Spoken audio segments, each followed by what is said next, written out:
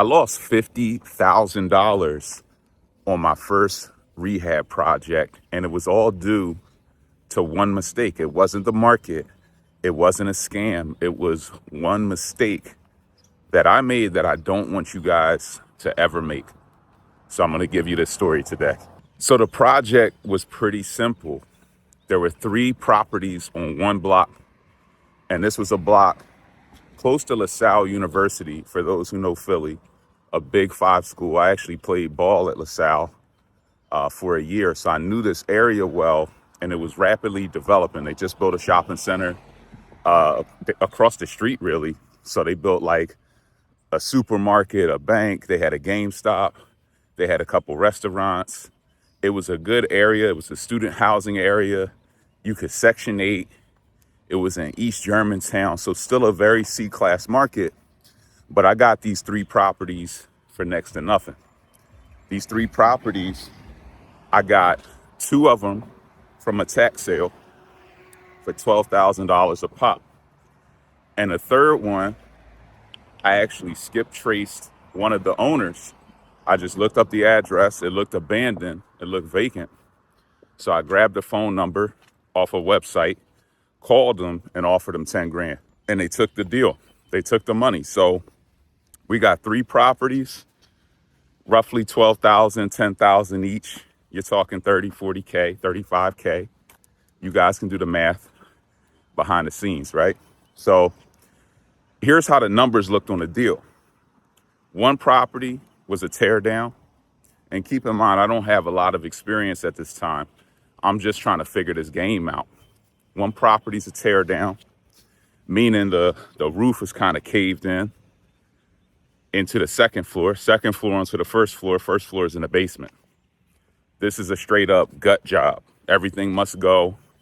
We're gonna go down to the 4 walls, which I was told could be a little bit safer to a degree because you're not saving anything. You could just bring in a contractor, start all new. They can give you the numbers and you can flow with it. The second property of the 3 was just a regular shell. Nothing major. It looked like a granny house. It was older. You know, the drywall was warped, washed. The flooring was done, had some roof leaks, but nothing that looked like it couldn't be made livable, in my opinion. And the third property, that was a burnout. That property had extreme fire damage. So you're talking fire damage all the way through the roof. Completely burned out. Both floors, a hole in the roof. You could walk in the house and just look straight out to the sun. So I got these 3 deals, pretty cheap. And the plan was we're gonna buy them, put some money into it, and then refinance out, do that BRRRR strategy, right? So I had to find a contractor to give me a bid on this project. So where do I end up going? I go to Craigslist. Hey, I can find somebody here. And keep in mind, this is around 2014, 2015. This is kind of early in the game where you could still get deals off of Craigslist. There were contractors there. It was a little bit different than today's market. So I'm getting these contractor bids and guys are coming in, you know, you send them to the property, you give them the lockbox code. I send out about 3 contractors. One guy says, hey, I could do it for $100,000 a property. And I'm like, damn, my whole budget is like 160, 170. Like, I don't have that. So he's out. The next guy comes in, I could get it done. Give me about $75,000 per property. He builds out the bid list, builds all the numbers out. Okay, third guy comes in, $50,000 per property, no problem, can knock it out. He's got a 10-week setup. You give me 25% for 2 weeks, come back, another 25. We're gonna march right through these deals. And we're gonna do all 3 at once. So I'm like, bet, let's go. He's got the crew. So I go down to Philly, because keep in mind, I'm living in New York at the time. I'm out of state investor. Even though I know Philly and I'm from Philly, I'm working Wall Street. I'm living up in New York. I'm doing my thing, right? So I'm white collar doing this blue collar thing, like a lot of us. So I drive down to Philly, hour and a half, hour and 45 from the Bronx to meet this dude. And he seems fine. You know, he's tatted up, looks like a regular Philly dude. He's probably about 35, so he's older than me at the time. At this time, I'm probably 27 at this time, 28, right? So meet him up, walk the projects, see everything. He says everything is smooth, everything is kosher. He's ready to get started. I talked to my partner that I'm working with at the time, and he's ready to go. So bombs away. We get him 25%. I think we hit him with about, not even 25%. We probably hit him with $20,000 up front to get started. And the work starts. He runs in, he starts the demolition. And at this point, everything's going well. I'm excited, I'm fired up. You know, we're getting the videos, we're getting the reports, everything's in motion. And the excitement is real. My partner's excited. We got the number that we wanted. But little did I know, that was the mistake. I was already locked in before I knew it. It was the punch that I couldn't see that was there to knock me out, right? So let's talk about it. So the mistake I made, right, is in the contractor vetting process. See, I wasn't vetting contractors. I was vetting prices. I was looking for the price that was gonna make my numbers work. I wasn't looking at it like a real investor, like a sophisticated investor would. You're gonna look at that and say, look, what's the actual cost of construction? I didn't have that knowledge yet. I'm trying to figure it out. I'm trusting people. I'm finding people off the internet. I didn't even do a Google search on this guy. I'm just going off the strength. And before you know it, I got 20 bands in this guy's hands, cash, right? So the big mistake up front, number one, not doing that Google search. Because had I done that Google search, I would have seen this guy had run off with money. He was robbing Peter to pay Paul. This guy was giving out numbers on projects he couldn't keep, he couldn't maintain. So that was mistake number one. Mistake number two, going with the lowest bid. The lowest bid is definitely not always the good bid, guys. I'm not saying that a low number can't help you to make money. I'm not saying that as you get good at this process, you can't find people who will work for low numbers. I'm not saying that. But what I am saying is the lowest number does not mean this guy is not trying to screw you over. This guy is giving you the honest Abe numbers. Everybody else is giving you the high balls. Sometimes the low number is the trap. It's the trap that you can't get out of. And we're going to talk about that as well. But that was my mistake in not doing a proper analysis and vetting process. So here's how the things unfold, right? So I give him the 20,000. He starts to work. He's doing his thing, like I said. But then everything starts to slow down. 2-3 weeks into it, the project stops. The videos stop. The guy's not answering the phone. He's sending you videos, then he's sending you pictures. You ask for a picture of the project, you get a picture of the corner of the room. You can't really see what's going on because I had no team as well. It's another mistake. I had no team. I had nobody to see what I couldn't see because I'm on Wall Street. I'm working a 9 to 5.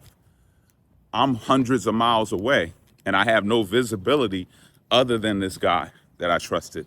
But he's in the position to box me out of information as it's convenient to him. So the project slows, I go down and I'm like, hey, what's going on? I meet him at the project again, maybe 4 or 5 weeks later. Hey, everything's good. You know, we're a little behind.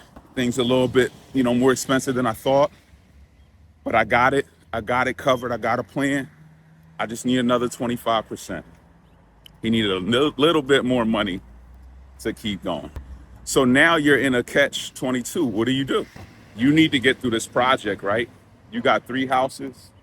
Your excitement is still there. You want to make this real. You want to win because you've already told everybody about these deals. You've already told everybody that these are good deals and you ran the numbers and you want to be the man, right? So another 20,000, 25,000 gets put into his hands so he can continue the job. You figure it happens. You listen to the story. and you put more money in his hand. And there it goes. You get more of the same. No videos, no progress, more stories. So the stories continue. Now you're 8 to 10 weeks into the project that was only supposed to take eight to 10 weeks, and it ain't done. It's not even 30% done. Now the phone calls are getting tense, right? Hey, MF, where's this? What's going on? You're like, you're starting to feel that pain in your chest because you're like, is this real? Is it not? But you still don't know because you don't have that experience. You don't have that experience to say this project should be moving in these phases and should be moving at this time frame. You just don't know. So at this point, you're still hoping for the best. And of course, the contractor, right? He's not just gonna come clean because he knows he has you in the bind. Here's the bind he has you in. You've already given him $50,000. So if you go back to the other contractors that were saying they needed $100,000 per project, how are you gonna come up with that money? You already out the 50. The deal and the numbers only work at 50 per project. So now you got his 50. Now you coming out 100, 100, 100. The numbers don't work, right? So the catch 22 for these guys and how they get you with this mistake, and it's still my mistake, right? Because I didn't do my homework. I didn't vet. I didn't get support. It's my mistake. But how they get you locked in is they give you that magic number that nobody else can do, nobody can beat. And they present it as the fair number. So you don't want to wake up in the reality where this is not real, where you've been had or where you made that mistake. So here's when I knew it was a wrap for me, right? Here's when I knew my money was long gone and it was never coming back. I go down a third time and he's only 30% through this project. He's about 50% through the money. So I go down and now I'm heated, right? But the crazy part is, as I'm going down, I have to get him another draw because I'm still in the mindset of like, we're going to make this work. I just got to whip this guy into shape. I just got to talk to him and let him know we got to get this done. We're talking about future projects and how we just need to push through this. We just need to make it happen. Everybody's not perfect. So I stop at the bank and he needs $20,000 to get the framing done. We got through demolition. We got through some rough phases. We just need to frame these houses up. And he needs $20,000 to pay the contractors. These are supposed to be union guys who are doing side work with us. So we got a good price. They're gonna frame them all up, reasonable price. Everything's gonna get back on track. 20 bands, right? So I stop at the bank driving down from New York to Philly. I stop at the bank. I go in and I tell them, look, I need 20,000 cash out of this account. And I had reasonable money because I was saving. I was working in NYC, the Big Apple in finance. And for those who know me, you don't see no jewelry on me. You don't see no big diamonds and stuff on me. That's not my thing.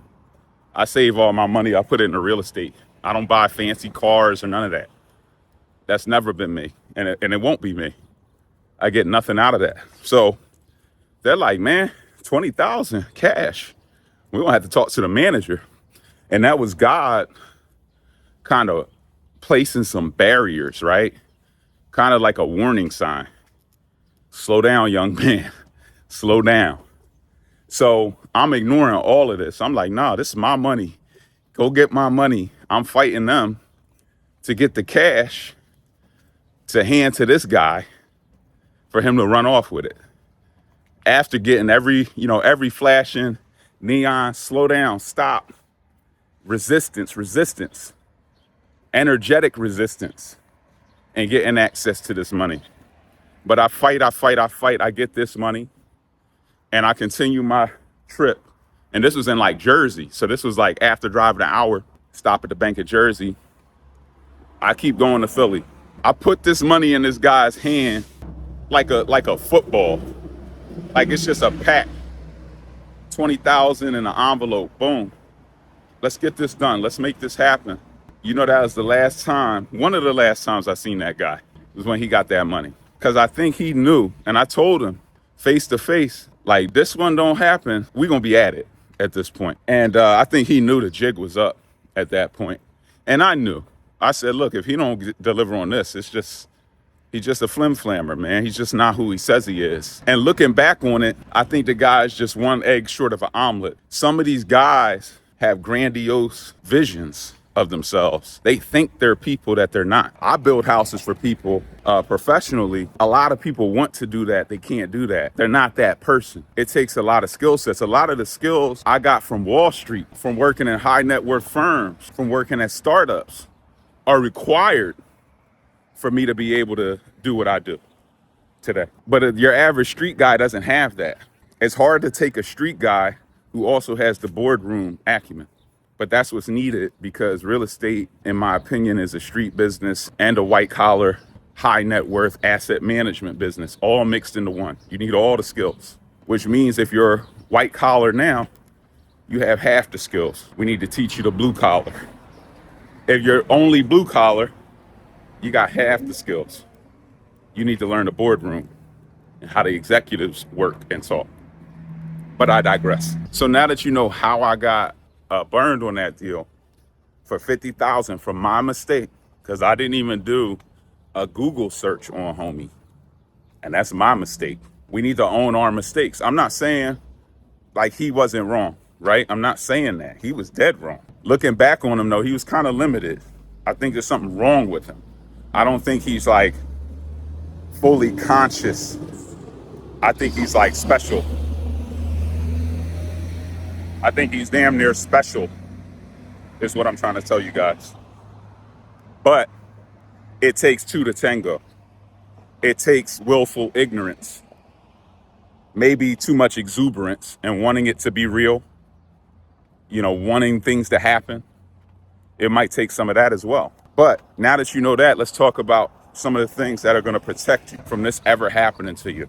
Number one, never pay more than 10% up front. You guys know me. If you're a part of my programs where we build houses for you, we don't let you pay any money up front. You pay zero up front for construction, because I want you guys to be protected. I don't ever want you guys going through what I had to go through to get here. But never pay more than 10% up front. Number two, always have good scopes and bids. Get at least 3 bids done, and trust the middle bid. Or even trust the high bid, but don't trust the low number. The low number is the scam number, is the flim-flam number. Number 3, do some degree of research, some background check. For a contractor in particular, go see the work. Why you think we do ride-along tours every 2-3 months, where I bring out hundreds of people from across the country to actually see what we do, to actually walk the properties that we build with me, so you can see the work. The proof's in the pudding. Expect what you inspect. That's gonna save you. That's gonna save you a lot of pain, a lot of money, a lot of time. That's 3 lessons for you. Number 4, get educated first. This may be the most important. Focus on your education, because the school of hard knocks, when it puts its hand out, it might be 20, it might be 40, it might be 100,000. I have, like, this is my $50,000 story, but I've talked to guys who got $250,000 stories, $500,000 stories that went the same way, the same lessons, right? So make sure you protect yourself. If you need help, you don't have to go at this thing alone. Not today. When I started, I did. But if you need help, drop a comment that says Rehab, and I will send you access to a free training that's going to show you guys how to put houses together, how to vet contractors, the whole process, so that you don't get burned. Brian Grimes, your real estate mentor. Stay locked in, like, comment, subscribe, share the content with somebody who you know is thinking about getting into real estate, that you don't want to get burned. I'll see you guys on the next one.